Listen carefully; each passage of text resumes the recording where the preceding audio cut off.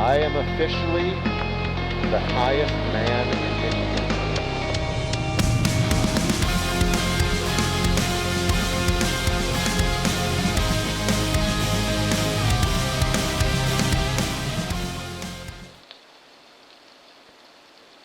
Good morning. Welcome to the next day. Got some bacon, hash browns, eggs, coffee going.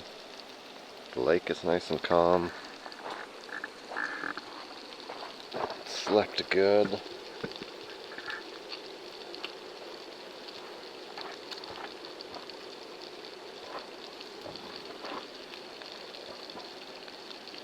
So yesterday was a long day. Probably could have broke that up into 2 days, honestly. About 150 miles. And really the only pavement that I hit was around the Eagle River area. And you could avoid that if you went further south or further north, but I was looking to do more of a straight shot.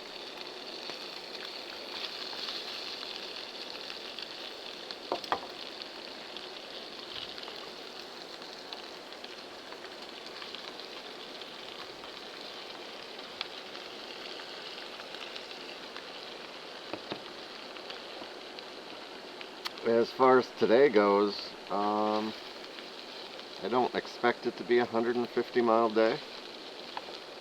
We're pretty far north right now.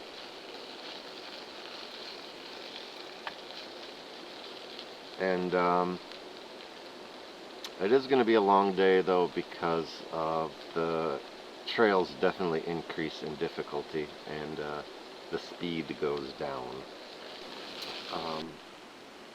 But the main point of this trip is to hit the 3 highest points in the area. So yesterday we started out at Timm's Hill, and today we're going to wander our way to Mount Arvon first, and nope, we're going to wander our way to Mount Curwood first, and then Mount Arvon. And there's going to be a couple things sprinkled in there.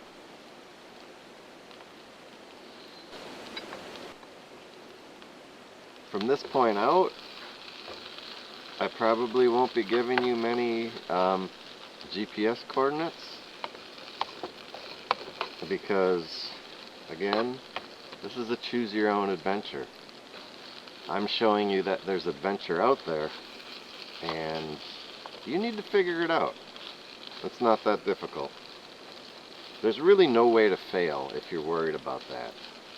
If you have a certain amount of time, a weekend, or 3 days, or 4 days, and you feel like you need to follow a route so you see everything that you are supposed to see.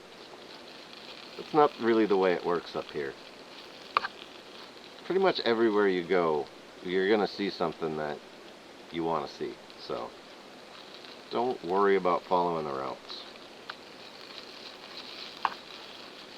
Just worry about finding a good campsite, making breakfast, coffee. Alright, I'm going to have my breakfast and pack up and head out.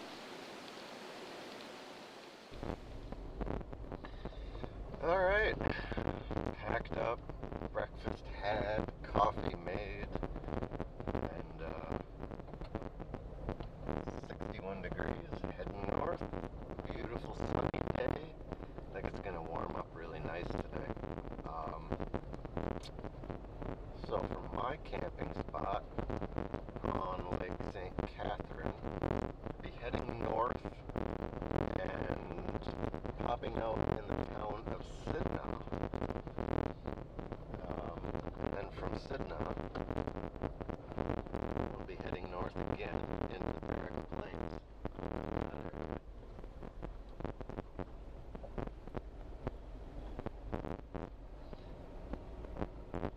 And And there's some cool stuff. You could easily spend the day in the Barriga Plains. There's the Sturgeon River runs through there. There's a nice campground there as well. And the Sturgeon River Gorge, there's a waterfall to hike into. There's an overlook to walk out to if you're less adventurous. Yeah, neat area. And then from there, you head back down towards Lake Superior elevation into Lance and Barriga area, which is a good place to grab supplies, fuel. If you want to stop for breakfast, there's a couple places I think you can stop for breakfast. Yeah, that's a good fueling up point before you get back into the Huron Mountains. But anyway, not much to see on this particular stretch, but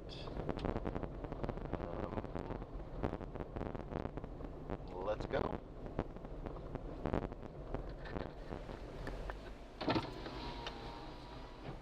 Not much going on here anymore.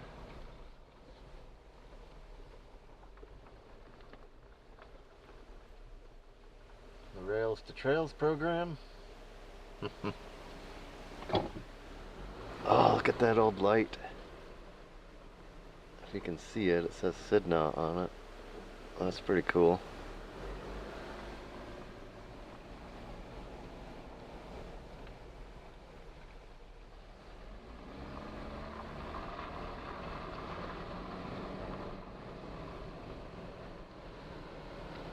I wonder why there's hand water pumps everywhere.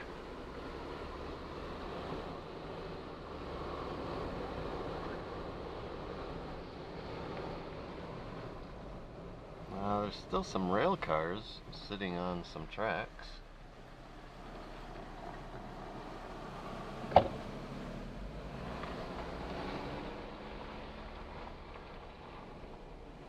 Those must have been there quite a long time.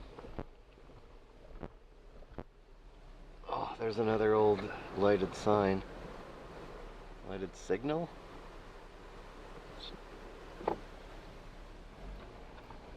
Anyway. Not a lot happening in Sidna, but if you like railroad stuff, it could be worth checking out. Also, if you're here during feeding time, there's a little bar right here. I don't really recall the name, but it's the only bar in Sidna. Really good pizza, burgers, beer.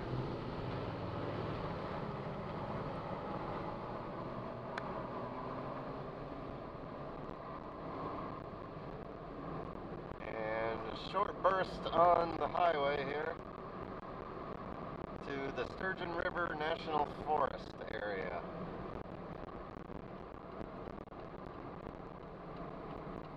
I guess if you really wanted to avoid lava, you probably could have jumped on the ORV trail there.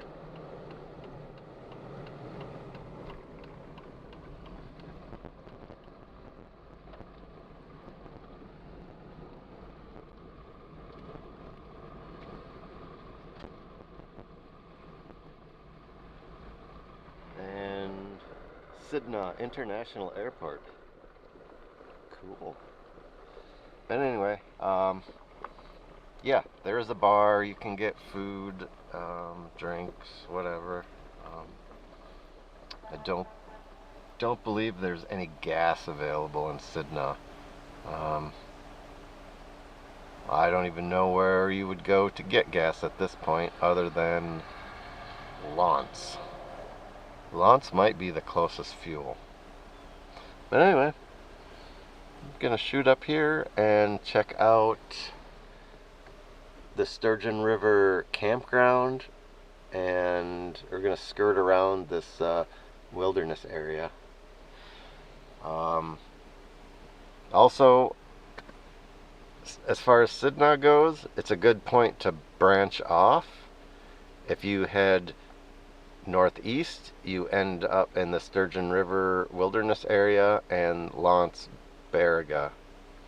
If you break off and head northwest, you can end up over towards Mass City, Ontonagon area, or you can wind your way up to Houghton, Hancock, and the Keweenaw. Mostly on dirt to Houghton if you're really pushing the pavement is lava thing. Totally doable. And maybe we'll do that on the next trip. I don't know. But yeah, Sidna is a good point to branch off. But we are on a mission to see all the highest mountains in the area. So that's what we're doing today. Carry on.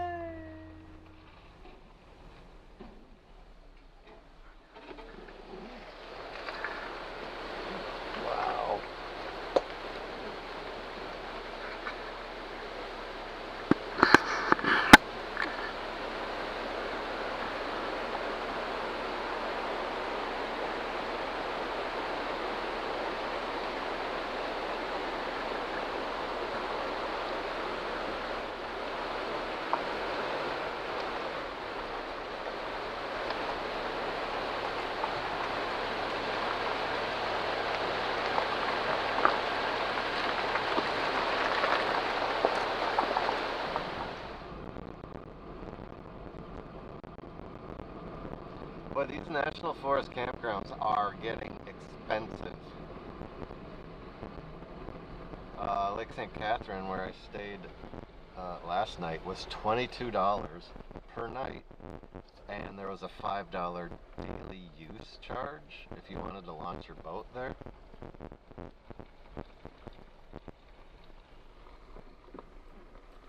So what's the fee here?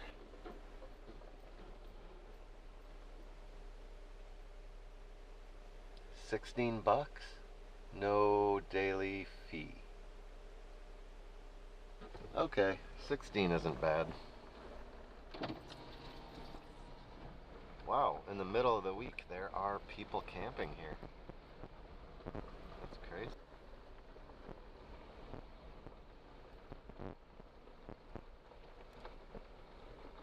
Site number 7 is the best one here.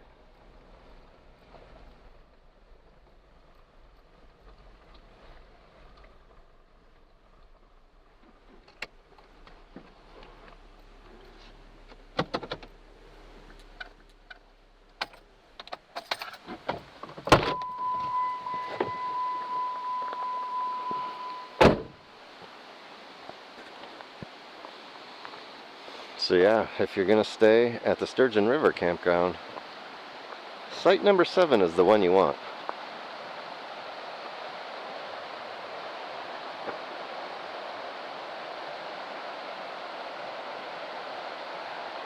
The river seems a little low.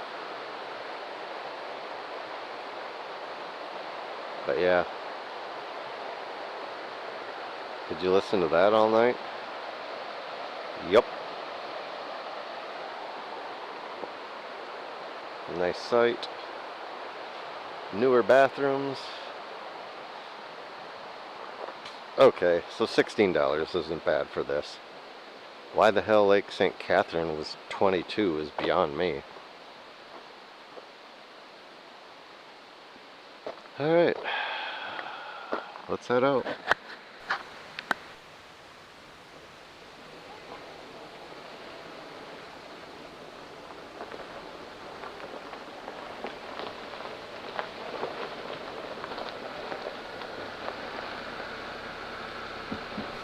Alright, and the next stop is an overlook here.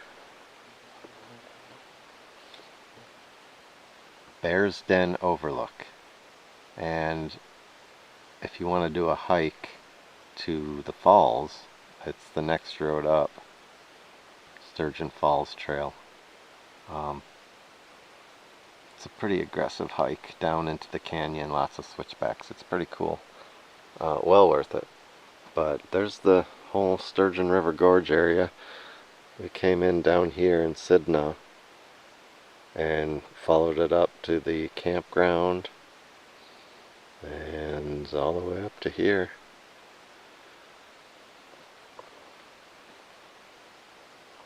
So let's go check her out. This is just a short hike.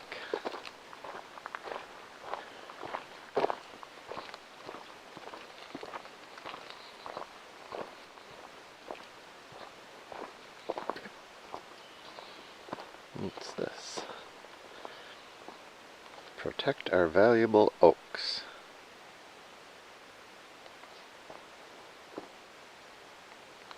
Stop the spread of oak wilt. Alright. I will do my best to prevent oak wilt.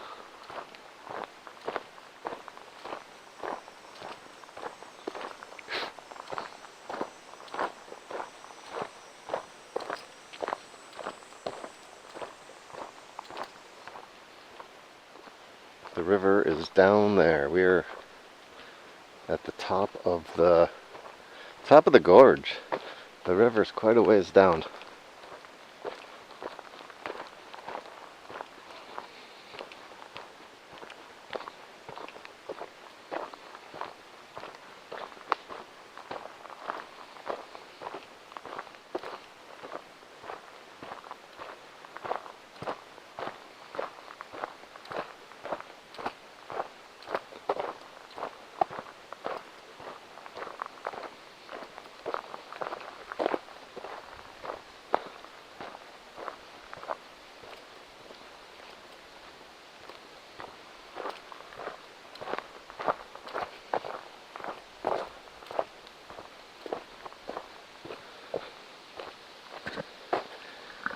Kind of get a peek through the trees.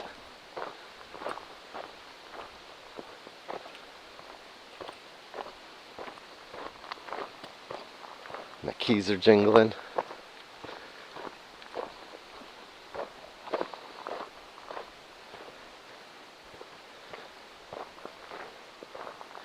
It's the beginning of August. I have no idea what the date is. 2nd, 3rd, 4th, 5th? Something like that.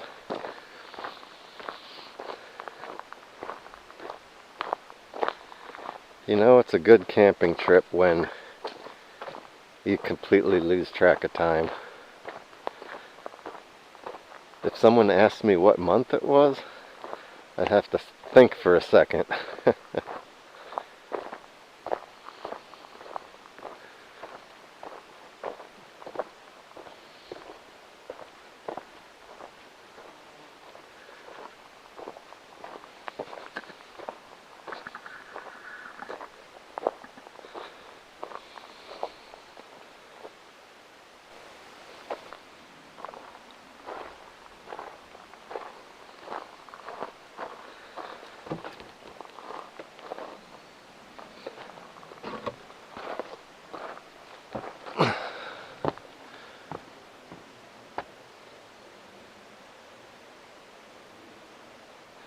Not terrible. The river is way down there. You can't even see it. You can hear it though.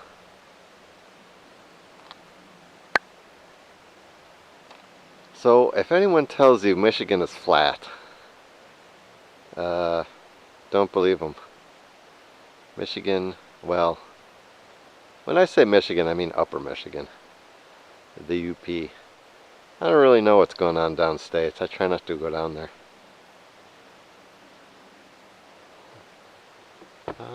Looks like there might be a couple trails heading out.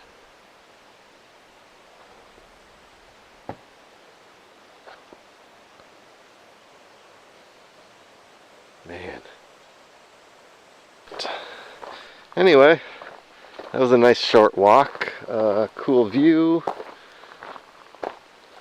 and back in the Jeep, and next stop is going to be Lance for fuel and supplies. Alright, see ya.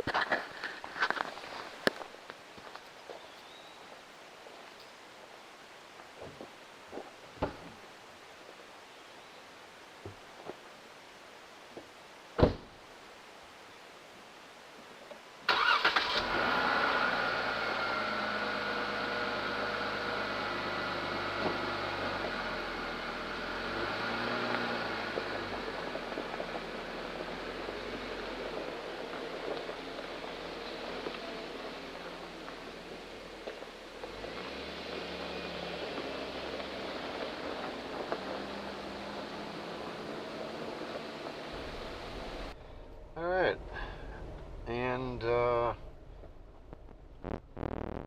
I came out somewhere between Lance and Baraga. There's a nice state campground here with showers and bathrooms and stuff if you need it. And this would be US 41 and Lance Bay, which empties out into Baraga, Keweenaw Bay, which empties out into Lake Superior. So we're gonna have to place some pavement as lava here for a minute and get accustomed to traffic again for the first time in a while. Yikes. Some cool stuff as we come into Lance. Lance Bay here has a very scenic section of highway leading away from the water. There's also the Bishop Baraga Shrine. That's a cool spot to stop. Right as you come into Lance, you'll cross the Falls River. You'll see Burger King right there. If you stop along the highway and check out Falls River, it is a series of waterfalls. It's really spectacular, and you don't even know it's there. You can't see it from the highway. Pretty neat, and there's a couple of railroad bridges that cross it. Very cool.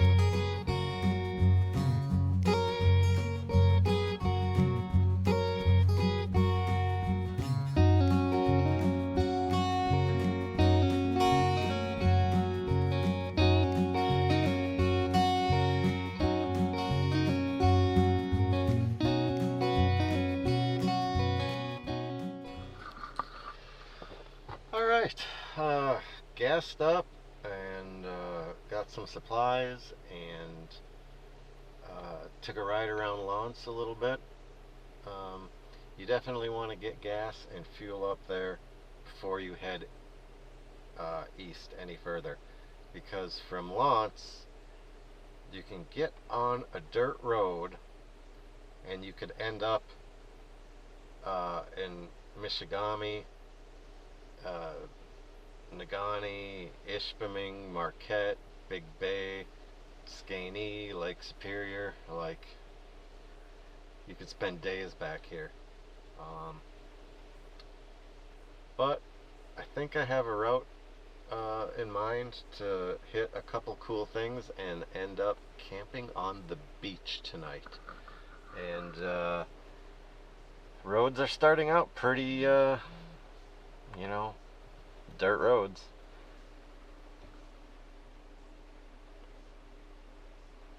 And we're just heading east.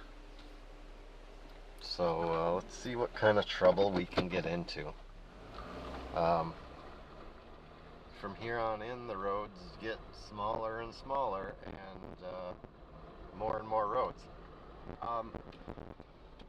One thing, there is a lot of active logging back here, so even if you've been through here once before, chances are that road is probably blocked off and there's a new road somewhere else now. So keep that in mind, especially with your online maps on it. They do a good job showing all these roads, but the roads up here, except for the main ones, pretty much constantly change. Every year I come back here, it's different, and I have to remember, or I have to relearn where I'm going. So it's always an adventure back here. Yeah, let's continue on.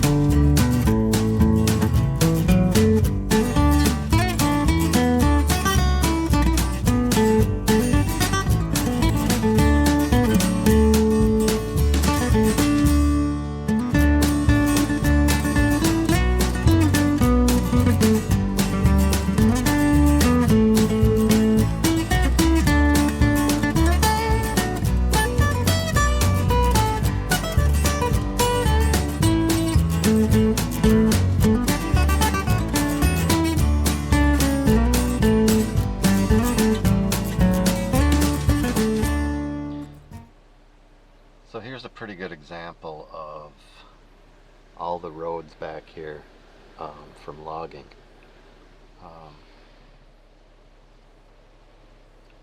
There's really no way to know which road is the main road that you're on. But most of the roads that branch off, it's hard to see on video, but that one's blocked right there. It's bermed off.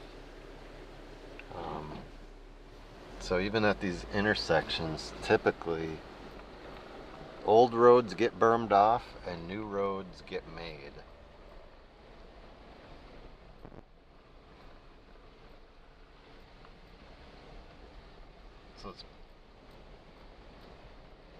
So I guess if you get used to trying to navigate this stuff, it's not terribly difficult, but man, you can drive around in circles and go down a lot of dead-end roads back here. Yeah. But we're still climbing in elevation. We're at 1,547 feet right now.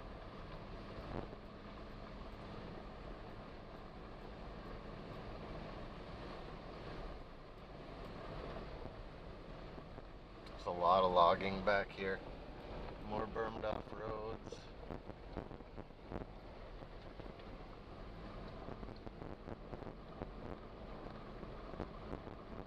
Alright, still have a ways to go yet, so I'm gonna shut the camera off, and if something interesting happens, I will be sure to record it. Alright, we are getting closer. The road's smaller and our elevation is 1,965 feet. So, as you might have guessed, this isn't a super popular spot to go. It is an in and out. You have to backtrack a little bit to get back out of here, due to some private property and some gates and stuff. But yeah, the road is getting smaller.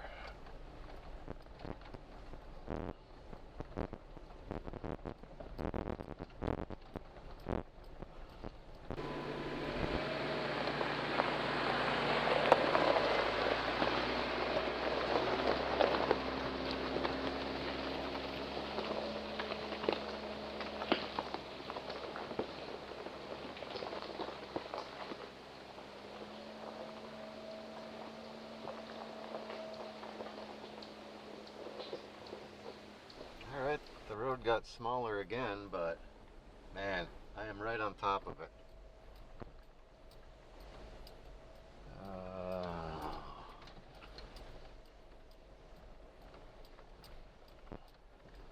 Let's see. It's got to be around here somewhere.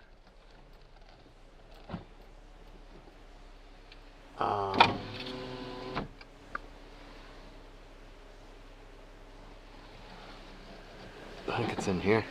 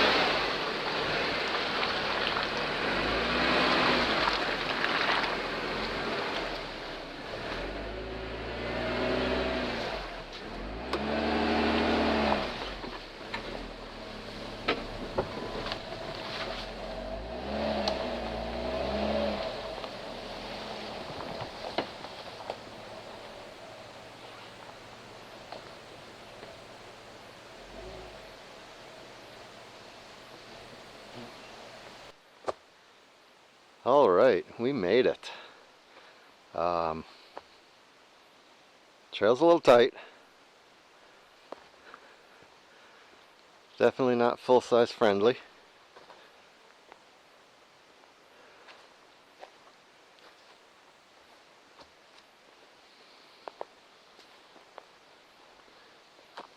Mount Curwood. Not sure that is an accurate elevation. I think it's 1979. Have to look that up. Ooh. Look at that. There's the survey marker. Mount Curwood.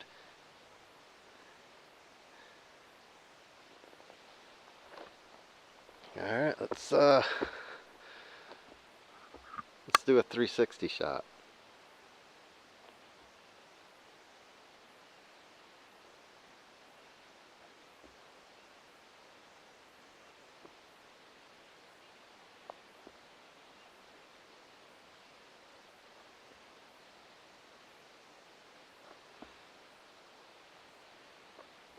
Yeah, so there is absolutely no reason to be here other than just to say you've been here. There's no view. There's no, I mean, it's pointless to camp here. There's literally nothing here. But the old Jeep made it. Let's check the mileage. I want to see how far we've traveled these last 2 days.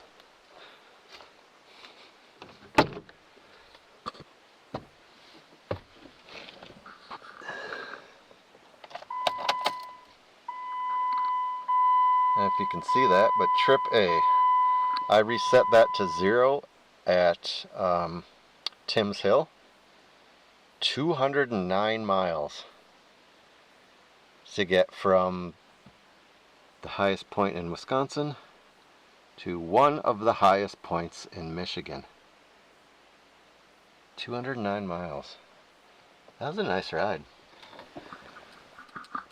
Alright, well, we made it from peak to peak. We have one more peak to go. And there is a little better view on Arvon. It's about 2 o'clock in the afternoon, and it is a ways to go, so boy, we'll see if I make it. I don't know. But yeah, it is a ways to go. It'll definitely be a drive to get there. But let's see what we can do, and hopefully still end up at a beach tonight. If not, I'll find a beach tomorrow. Worst case scenario. But yeah, I am officially the highest man in Michigan. I should preface that by saying it's a natural high. In recent years, the Tilden mine, one of their tailing piles, has surpassed Mount Curwood and Arvon. I'll have to check, but I think they're around 2,000 feet just for a tailing pile from the mining that they're doing. And it's also an interesting fact that the Tilden mine is the highest occurring point in Michigan now, and also the lowest that you can go in elevation in Michigan inside the mine. But for all intents and purposes, natural highs are better than man-made stuff. Right? Okay. Press on regardless. Let's do this.